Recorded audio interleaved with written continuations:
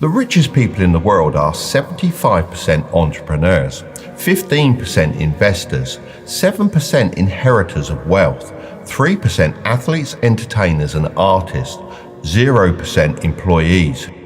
I want to make $1 million a year. Fine. Guess how rare that is? You want to guess? It's not 1%. 1% 600K in the US. And if you're global, forget about it. So you want to make $1 million a year. That's not even a 1 out of 100 goal. It's a 1 out of 200, 1 out of 300 goal. And you have that goal and you think that somehow you're going to behave like the 299 and get there. It's not normal. It's unbalanced. You have to take unrelenting, obsessive amounts of action for a disproportionate period of time where you get zero reward for doing so. If anything, you just get disproportionate punishment for taking this, and you question your own sanity half the time because you're like, am I just being crazy? Is it insane for me to have these aspirations, these goals, these dreams for my life? And everyone around you will tell you yes, because it's in their best interest, because it makes it your failure protects their ego. And so people demand success but refuse to work, right? They won't work weekends. People want opportunity but won't talk to strangers. People claim ambition, but they sleep in every day, right? We're the result of our actions, not our aspirations. So many people have the same goal as you,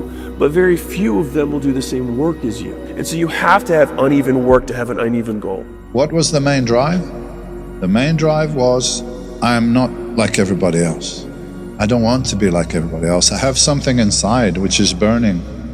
And I look around and this life and everything I see is not for me. I'm supposed to be something different. I have to be something different. Reminder that if you want to be exceptional, you're going to be different from everyone else. That's what makes you exceptional. You can't fit in and also be exceptional. Both have discomfort. When you fit in, you have internal conflict because you're not being 100% you. When you're exceptional, you have external conflict because everyone sees you as different. Pick one. When your friends start to say, you've changed, remember it's because they don't know how to say, you've grown. Be with people who are not complaining, who are always thinking creatively, who have big goals, who will help you, pick you up. The people you're surrounded with have a phenomenal bearing on where you're going. Take a look at your 5 people that you're with most often and ask yourself, if I have children, would I want them to grow up be like that? If the answer is no, you better start looking for some new friends. If the answer is yes, you're already in the right circle of people. Think about what I'm saying. The people we're surrounded with have a phenomenal impact on our life and help make us who we are. You're going to lose sleep. You'll doubt whether it'll work.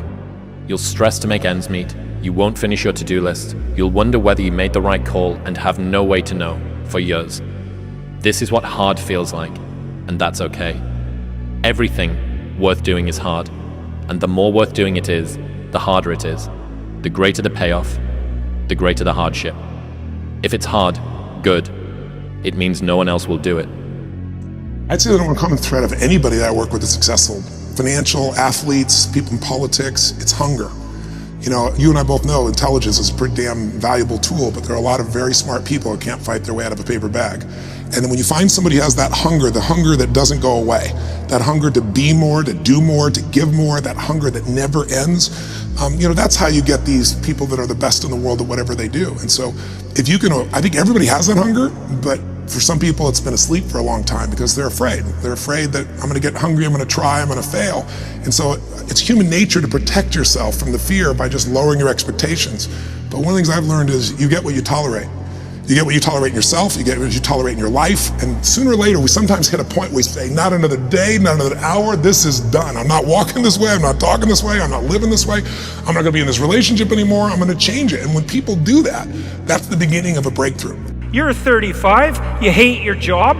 What's the consequence? You're not motivated, you don't want to get out of bed in the morning, you're starting to get depressed, you're getting bitter, you're getting resentful, you're getting cynical, you're amotivated at work, you're not doing a very good job, and you're starting to shrink. Now play that out for 10 years. You don't change it, you don't fix it. And what happens? Well, it's not like it's going to get better of its own accord. What's going to happen to you? Well, for sure, at minimum, what's going to happen to you is you're going to be in the same situation, but 10 years older. And And if you can't get out of that situation now, what the hell makes you think you're going to get out of it in 10 years? So then, the hardest part about change is not making the same choices you did the day before, period. And the moment you decide to make a different choice, get ready, because it's going to feel uncomfortable. It's going to feel unfamiliar. When it comes time to change, a person steps into that river of change and they make a different choice, and all of a sudden they don't feel the same way. So the body says, well, you've been doing this for 35 years. You're going to just stop suffering and stop feeling guilty and stop feeling shameful, and you're not going to complain or blame or make excuses or feel sorry for yourself. Well, the body's in the unknown. So the body says, I want to return back to familiar territory. So the body starts influencing the mind, and it says, start tomorrow. You're too much like your mother. You'll never change. This isn't going to work for you. This doesn't feel right. And so if you respond to that thought as if it's true, that same thought will lead to the same choice, which will lead to the same behavior, which will create the same experience, which will produce the same emotion. At least be conscious of who you want to become, and then systematically bring in the right information, people, and environments into your life that shape you and mold you into this person organically and systematically. I was told my whole life that I was unbalanced, that I was too extreme, that I was too hardcore, that I was too all in, that I was too obsessive about everything. And I honestly had to fight to be me. And I'm making this because it's not common to be unbalanced. It's more common to be mediocre. Like, the people who obsess about work-life balance tend to be mediocre at both. And so, like, if you want something, you have to go get it. It's like this entropy. Like, the world will try to drag you down and make you a part of it. It will try to dilute who you are. It will try to make you fit into the mold that they accept. And so, like, you have to be willing to be extreme to get an extreme result, because many of the goals and aspirations that you have probably are above average. Lazy people don't know how to start. Weak people don't know how to finish. Successful people don't know how to stop. People demand success, but refuse to work weekends. People want opportunity, but won't talk to strangers. People claim ambition, but sleep in every day. We are the result of our actions, not our aspirations. Slow decisions create slow businesses. Make the call. I want you to make the call. Right or wrong, make the call, because momentum wins. You can't steer a parked car. You've heard the saying before, right? You can't steer a parked car. So you got to make decisions. You got to make moves. Right or wrong, you got to make moves. You can't expect to have all of the information, 100% of the information you need to make the right decision every time. What I want you to do is start making decisions. And decision making is like a muscle. The more you make decisions, the better your decisions get, because you make a decision. If it was the wrong decision, you course correct. Next time you have more information to make the better decision. Decision making is like a muscle, as I said, and that means you get to develop the muscle of decision making, which means you become more decisive, even faster, and you make better decisions faster, and that is how winners win, right? But if you can't be decisive because you're like, well, I'm not sure, I'm gonna ask 20 people for their opinion, I'm gonna hem and haw, and it's gonna take forever until I gather all the right information, you are gonna miss out on the opportunity, because opportunities, the window of opportunity is only so big. Whether it's marketing, it's sales, it's an economic shift, right? Or it's a shift in your industry.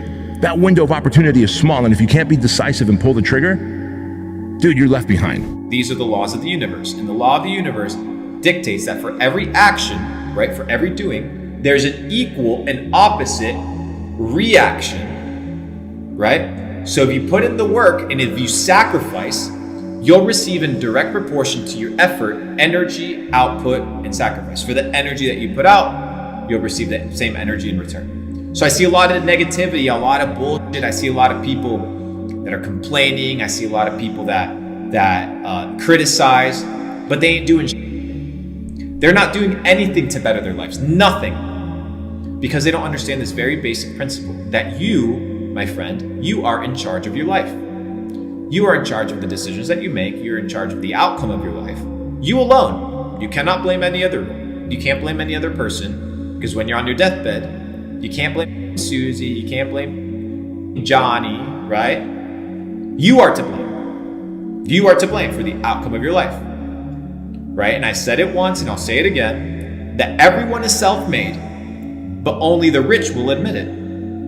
Everyone is self-made, but only the rich will admit it. When you're trying to become successful, you're trying to accomplish something you never accomplished before, you have to realize first, why are you in the spot and why are you living the current life that you're living right now? No matter if it's good, bad, you live in a certain area, just first principles, assess like, why do you hang around the people you hang around? Why do you make the money that you make? Why do you talk about the things that you talk about? I started with nothing, and I built a company that operates all over the world. I've earned millions of dollars.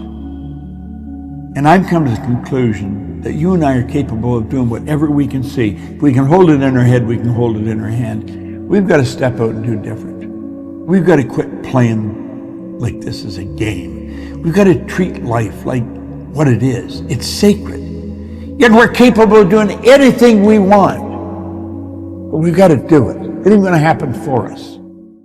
So let's think about it. Entrepreneurs own businesses. Investors own assets. Rich kids own trusts. Finally, athletes, entertainers, and artists own rare skills. So it's clear, if you don't own something, you are what's owned. That's the secret most people miss. If you're willing to do something and be terrible at it in front of everyone you know, you're already in the top 1%. If you're trying to succeed and be in the top 1% of society, you just need to do a bunch of all the time that only the top 1% are doing. And that is one of the biggest things they're doing. They don't give a damn. They will do anything and they will be in front of everyone. So you need to be willing to do things you're scared of. You need to be willing to be bad at things. You need to be willing to be rejected, to be made a fool out of. You need to be willing to make mistakes and keep going, be willing to fail and persevere regardless. All of that in the spotlight. If you can do that, it's only a matter of time until you succeed, and you just have to stay consistent. And eventually, you won't be terrible anymore. You'll start getting good at what you do, and you'll see success. And then everyone will congratulate you for everything you did prior. But you don't get that unless you follow through right to the end. Why? Because I know there's so many people that have the ability and just refuse to get off that couch. Refuse to study a few more hours. Refuse to go deeper, to go further. And that's where I gain the advantage. It's so easy to be great nowadays, my friend, because most people are weak. Most people don't want to go to that extra mile. Most people don't want to find that extra because it sucks. It's miserable. It's lonely. There's only one person in this world that wants it more than me today, and that's me tomorrow. See, what's the point if every day you don't get 1% better? I don't care what I did today. Today's over, right? When I wake up, it's a new day. I'm competing with myself.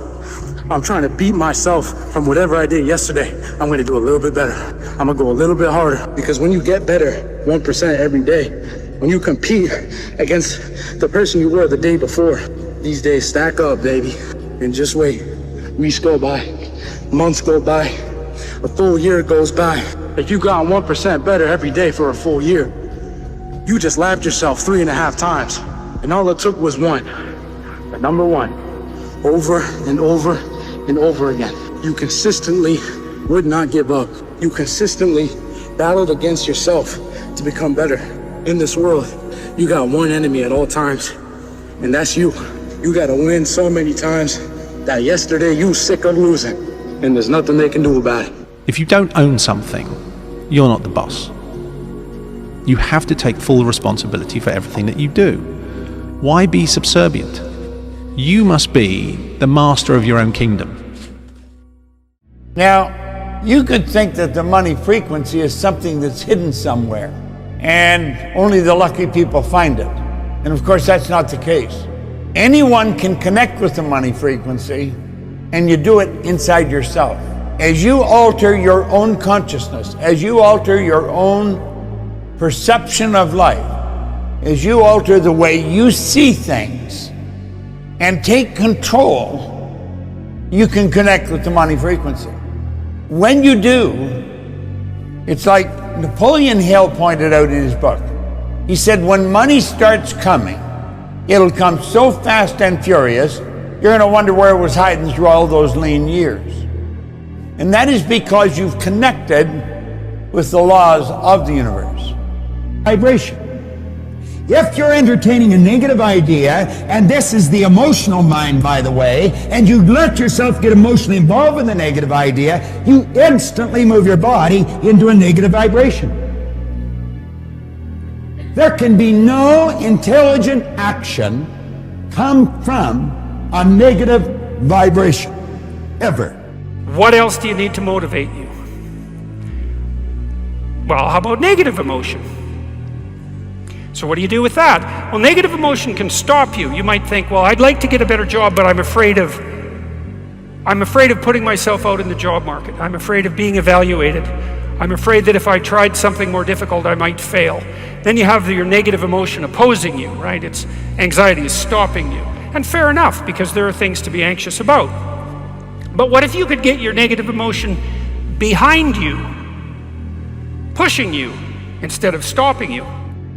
As fundamentally, 99% of people never even think about getting rich. Thought never even crosses their mind, okay? They're sitting there, they're thinking, they can't even remember what they had for breakfast. They're thinking about what their friends think about them. They're thinking about the exam they gotta take at school, and they have no clue that getting rich is actually possible. Okay, 99% of people never even think about it. And even out of the 1% of people who try to get rich, okay, 99% of those people will fall off as soon as shit gets hard, as soon as they encounter their first obstacle. And therefore, you are chosen to be successful. You are one at infinity. There is nobody else in the past who has ever been the same makeup as you, have the same traits, have the same DNA, have the same environment, the same upbringing. There's nobody clearly like you, and there will never be another you. You are special. You're literally one in infinity. Nobody will ever be given the tools to get rich that you have. Everyone should understand one thing. 99% of the people quit before they're 25% away from a goal. Of that 99%, 1% continue on. 99% of the 1% quit before they're 50% of the way there. And then the 1% of the 1% end up achieving what they want to do. Everything. But see, here's the thing. Let the laughs, the mockery, the comments, the jokes that they cracking on the text chain, whatever it is they doing, let that be the fuel to remind you that what God is doing, people are laughing, and they're laughing because they're noticing. If they're not laughing, then you should be a little concerned about what you're doing. Yeah. You know, you think that the people who run things are sitting at home smoking big cigars and like telling their minions what to do. It's like, that's like the 1920s millionaire that's on the cover of the Monopoly game. That's no sociological analysis. I know lots of people like that, and they work all the time, from the second they wake up till the second they go to sleep. Entrepreneur, businessmen, philanthropists, athletes, all of them. And that's where I came up. Every single one of them have consistent behavior that they do every day. They have persistent behavior. They will not quit. And they live inspired lives. They live with passion, purpose, and profitability. You know, they have that perfect combination. They do something, it's every single day. It's not sometimes, mean times, part times.